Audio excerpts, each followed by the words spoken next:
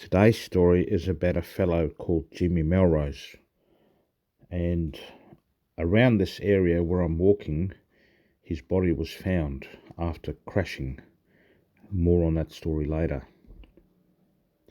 Charles James Melrose was born in 1913 in a South Australian pastoralist family, and they were apparently quite well to do. One of his uncles was a pastoralist and the other was an English aviator. Upon leaving school, Jimmy also got into flying. At age 18, he flew around Australia in a DH Push Moth, and it took only about 5 days, which is 2 days faster than the previous record. At age 21, he flew to England in a record of 8 days and 9 hours. So, what do kids do today at age 21? Well, most of them certainly don't do that. So I think he was quite a exemplary sort of fellow. Apparently he was not only skilled as a pilot, but also well known for his modesty and humbleness.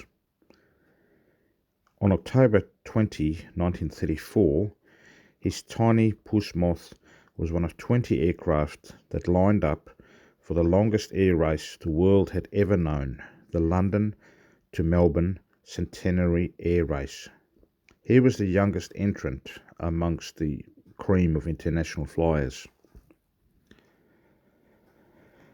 He didn't win the race, but apparently upon his arrival on our shores at Darwin, his engines cut out, and with empty petrol tanks, he was lucky to glide into a headwind so that he could land safely. He was the only pilot that completed the race by himself, the youngest pilot and the only Australian. He was awarded a second prize of £500 in the handicap race. So you can see on the map there was 2 routes, and a silver medal from the King. And apparently when he landed in Laverton, the crowds were so large that the police had to surround his car to stop all the men shaking his hand and the woman who wanted to kiss him. He was quite an attractive fellow as well. And apparently when he landed in Laverton, the crowds were so large that the police had to surround his car to stop all the men shaking his hand and the woman who wanted to kiss him. He was quite an attractive fellow as well. Jimmy flew back to England, where he bought the 4-passenger Heston Phoenix. It was a high-winged monoplane that was supposedly the ultimate in British aircraft design. He named the plane after his mum. On his way back to Australia, he helped to look for the body of Sir Charles Kingsford Smith, who disappeared back in 1935. On the 5th of July, on this day, in 1936, he took off from Essendon Airport in foul weather, and he had a passenger named Alexander Campbell, and they were bound for Oodnadatta via Adelaide. The aircraft disappeared from view into the low cloud until almost an hour later the residents of Melton South heard and saw the aircraft in trouble and breaking up. Its starboard wing came completely away. Pieces of wreckage were found in this area.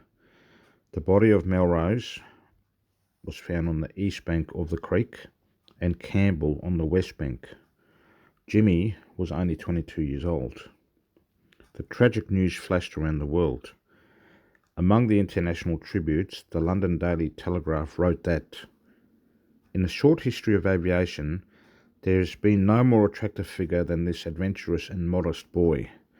Never by word or action did he suggest that he accomplished the wonder that it excited." Melbourne stopped for his funeral. Large crowds gathered outside of St Paul's Cathedral in Melbourne, and more than 100,000 people lined the streets. After the crash, Essendon Scout Group renamed itself the Melrose Essendon Rangers. In 1936, they caught a train to Melton South and set up camp at the crash site, where they built a cairn about 1 metre high of some of the stones that you can find in the area, as you can see. The cairn deteriorated until the 1970s, until in 1976 the Melton and District Historical Society decided to rebuild it. And that's the one that I was looking for, but I think it's on the other side of the creek. And many places have been named after him. In Stirling, in the Adelaide Hills, there's a drinking fountain in his honour. His name is also commemorated by James Melrose Road, which borders the Adelaide Airport. And there's also a lookout tower at the Glenelg Surf Lifesaving Club named after him in Adelaide, as well as the park where the crash happened. And it's one of these stories that makes you wonder what else he could have achieved if he had have lived on.